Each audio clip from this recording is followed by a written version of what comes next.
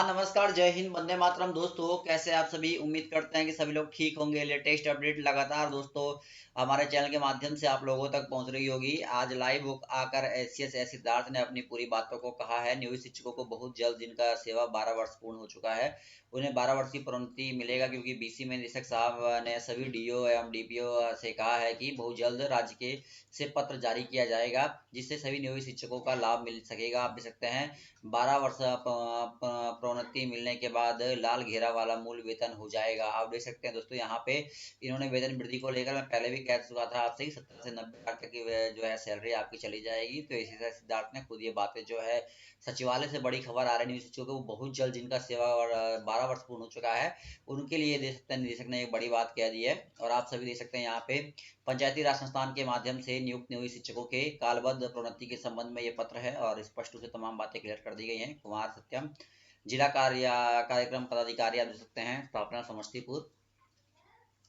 तमाम बातें यहाँ पे क्लियर कर दी गई हैं। आप देख सकते हैं कि पंचायती राज संस्था के माध्यम से नियुक्त नियोजित शिक्षकों के कालबद्ध प्रोन्नति के संबंध में, तो यहाँ पे आप देख सकते हैं दोस्तों, ये लेटर जो है वो जारी कर दिया गया है, और ये देख सकते हैं यहाँ पे तमाम बातें लिखी है। उपयुक्त विषय के संबंध में सादर अंकित करना है कि शिक्षक संघ द्वारा पंचायती राज संस्था के माध्यम से नियुक्त नियोजित शिक्षकों का कालबद्ध प्रोन्नति हेतु बिहार नगर पंचायत प्रारंभिक विद्यालय सेवा नियुक्ति प्रोन्नति स्थानांतरण अनुशासनिक कार्रवाई एवं सेवा सत्र 2020 के अंतर्गत कालबद्ध प्रोन्नति दिए जाने हेतु आवेदन दिया गया है। अतः साधारण अनुरोध है कि पंचायती राज संस्थान के माध्यम से नियुक्त नियोजित शिक्षकों को कालबद्ध प्रोन्नति के संबंध में मार्गदर्शन की कृपा की जाए।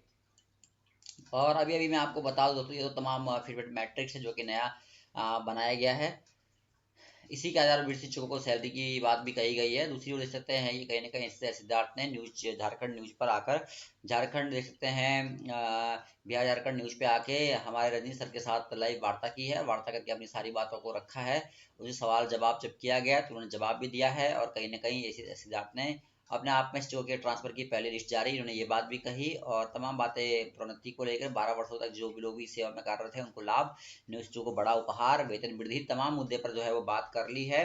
तो कहीं ना कहीं दोस्तों, अब हम आपको थोड़ा सा सुना देते हैं कि हमारे सिद्धार्थ जी क्या कुछ बातें कह रहे हैं। चलिए सुन लीजिए आप जरा।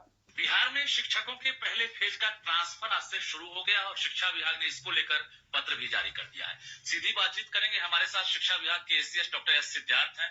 सर, क्या लग रहा है कि ट्रांसफर प्रक्रिया को लेकर जो इंतजार हो रहा है, आज ये शुरुआत हो गई है, कितनी खुशी की बात मानते हैं? देखिए, जैसे कि आपको पहले भी बता चुका हूँ कि करीब 2 लाख आवेदन पत्र विभिन्न कैटेगरीज के लिए थे, और हम लोगों ने पत्र भी जारी किया था जिसमें हम लोगों ने स्पष्ट किया था कि किस क्रम में हम लोग टेकअप करेंगे और कैसे कैसे हम लोग आवेदन पत्र प्राप्त करेंगे। तो सबसे पहले जो फर्स्ट कैटेगरी है, उसमें हम लोगों ने जो सबसे ज्यादा बीमार लोग हैं उनको हम लोगों ने टेकअप किया है, और हम लोगों ने सबसे पहले जो कैंसर पीड़ित हमारे टीचर हैं उनको फर्स्ट हमने टेकअप किया है। इसके बाद फिर जो असाध्य रोग वाले होंगे, फिर जो विकलांग होंगे, फिर उसके बाद जो विडोज है, और बाकी अन्य सभी जो कैटेगरीज हैं जो हम पहले पत्र में स्पष्ट कर चुके हैं, हम लोग लेंगे। और इस क्रम में हम लोगों ने पहले तो हम लोगों ने बहुत सारी नियमावली चेंज की, बहुत सारे प्रावधान हम लोगों ने चेंज किए, और साथ ही साथ हम लोग जो सिस्टम है, हम लोग का जो सॉफ्टवेयर सिस्टम है, उसमें भी हम लोगों ने परिवर्तन किया है। तो इस सब में हम लोगों ने इसमें समय जरूर लगा, और हम लोगों ने सबसे पहले जो लॉट लिया है वो कैंसर पीड़ित है, और उसमें भी जो आज जारी हुआ है वो वैसे कैंसर पीड़ित शिक्षक हैं जो पुराने हमारे रेगुलर टीचर हैं जी। इसके बाद आज बैठक होगी टीआरई 1 और टीआरई 2 वाले टीचर बीपीएससी। उसके बाद हम लोग सक्षमता वाले टीचरों का लॉट देखेंगे, और ये चेक करेंगे कि जो सक्षमता वाले टीचर हैं उन्होंने जो नए विद्यालय जो जिसमें जहाँ ज्वाइन करना था वहाँ ज्वाइन किए या नहीं किए, ये हम लोग चेक करेंगे। उसके बाद बाकी नियोजित का हम लोग टेकअप। एक्चुअली 700 से ज्यादा संख्या थी कैंसर पीड़ितों की। अभी फिलहाल जो 35 अभी लिस्ट जारी किए गए हैं, उसमें क्या लग रहा है बाकी जो बचे हुए हैं उन पर भी विचार होगा या फिर फाइनल हो गया? देखिए, ये कैंसर जो पीड़ित थे, हम लोगों ने, मैंने अपने स्तर पर समीक्षा की है, मैंने किसी और पे छोड़ा नहीं है, मैं सारे आवेदन पत्र मैंने खुद पढ़े, और उसमें से जो रेगुलर टीचर है, हम लोग अभी तक केवल रेगुलर टीचर का ही, जो पुराने टीचर्स हैं उनके आवेदन पत्र में जिनको कैंसर का शिकायत था, जिनको कैंसर की बीमारी थी, सब टीका मैंने कर दिया। जो बाकी छूट गए हैं उसको जनरल ट्रांसफर में हम लोगों ने कंसिडर कर रहे हैं, किसी का रिजेक्ट नहीं करेंगे हम लोग। बाकी अगर वैकेंसी हो गई तो हम लोग कर देंगे। लेकिन अभी जो क्योंकि कैंसर पेशेंट के हम लोगों ने टेकअप किया है, तो कैंसर पेशेंट हम लोगों ने किया है। अब सेकंड लॉट में हम लोग TRE-1 और TRE-2 वाले लेंगे कैंसर में ही इसी बीमारी में। जब 700 की बात कर रहे हैं उसके बाकी आवेदन पत्र हम लोग टेकअप करेंगे और ये कंप्लीट करने के बाद फिर हम विकलांग और असाध्य रोग सब टेकअप करेंगे। मतलब एक टारगेट लेकर आप चले। हम लोग ये है कि हाँ कम से कम रोज एक बैठक हो, रोज हर 2-3 दिन में एक बैठक हो, एक लिस्ट निकले, ये हम लोगों ने कहा है। प्रगति यात्रा में आप लगातार इंगेज हैं अभी और यात्रा तो भी चलती रहेगी।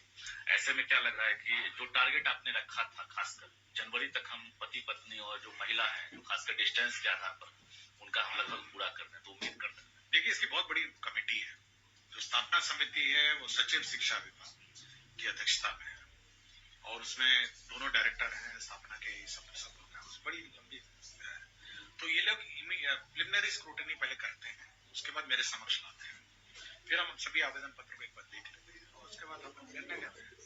इसलिए ऐसा नहीं है कि प्राइमा फेसी हम ही लोग करते हैं, पहले ये कमेटी बड़ी कमेटी है।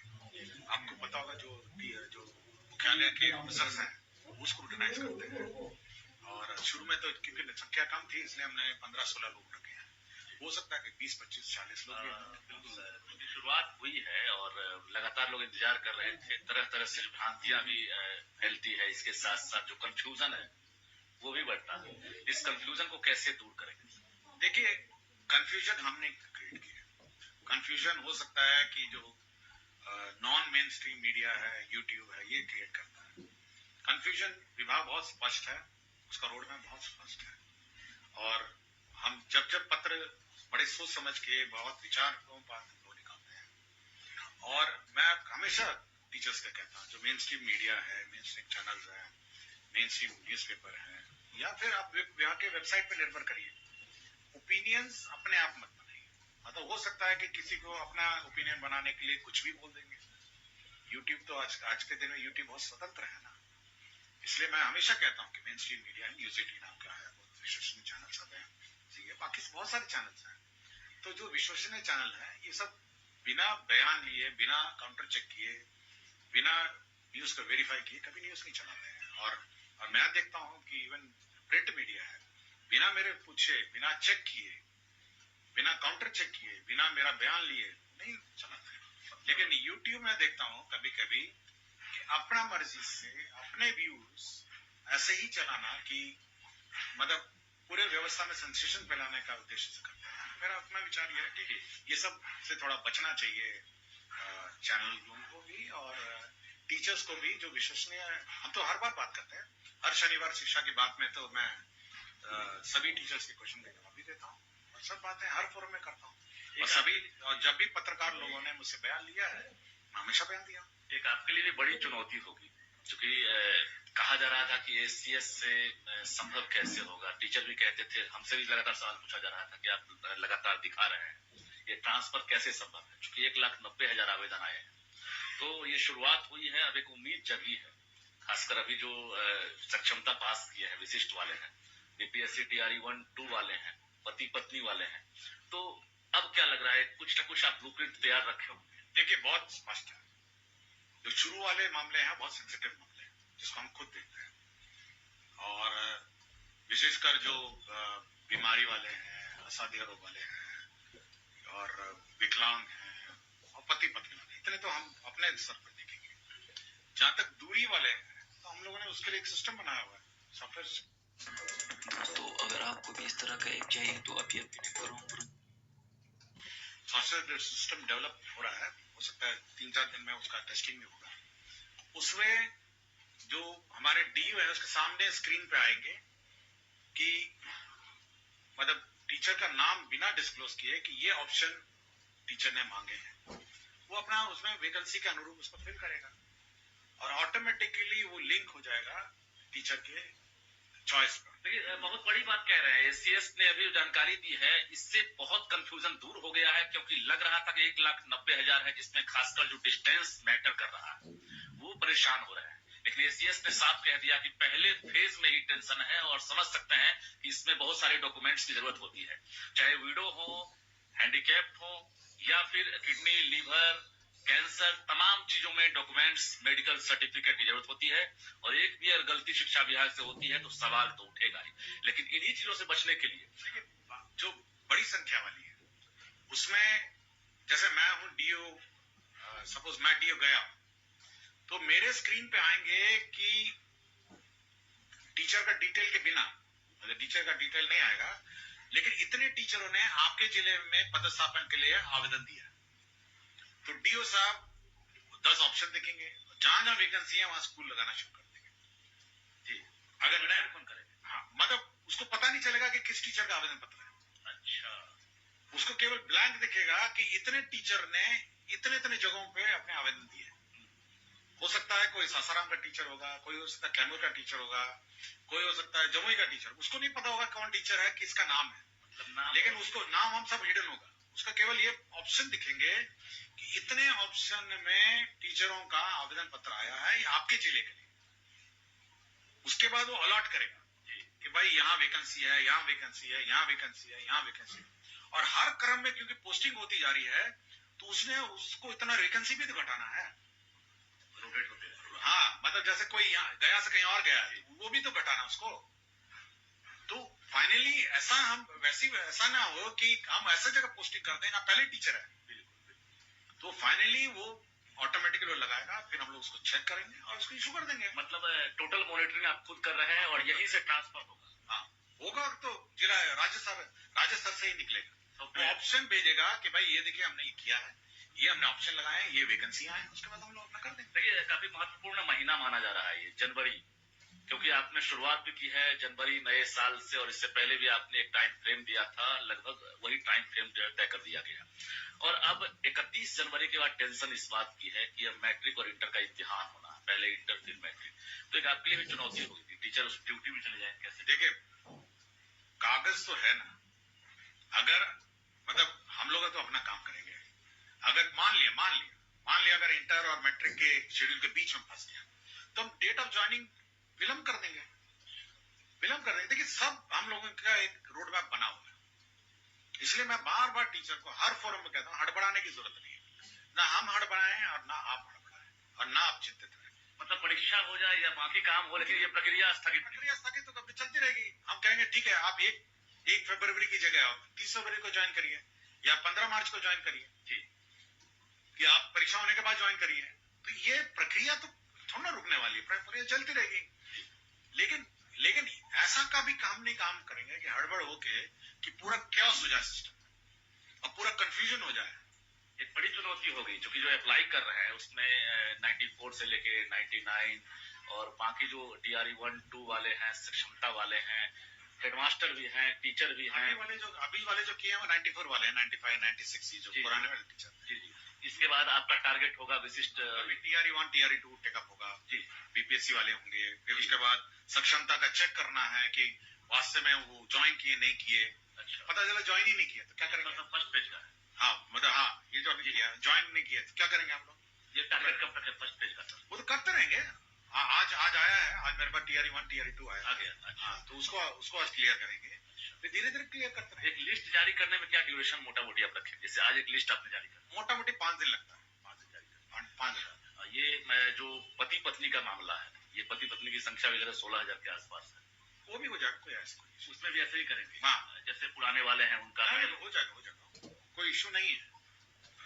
और इसके बाद सिंगल जो खासकर जो दूरी वाला जो आधार है, दूरी वाला तो जनरल है, फिर हर डीओ को बोल दिया जाएगा कि फलाना कि इतने टीचर आपके यहाँ ज्वाइनिंग करने आ रहे हैं, आप अपने कैसे बता दीजिए। कभी कभी आपको लगता होगा कि ये हमने तो शुरुआत कर दी है लेकिन ये आसान है नहीं, ऐसा लगता है कभी? नहीं, ऐसा नहीं है। देखिए, आप उस टीचर का भी सोचिए ना जो दूर दराज इलाके में बैठा है, उम्मीद में बैठा है, आप उसका कष्ट क्यों नहीं सोचते? आवेदन मिल रहा था क्या आपको?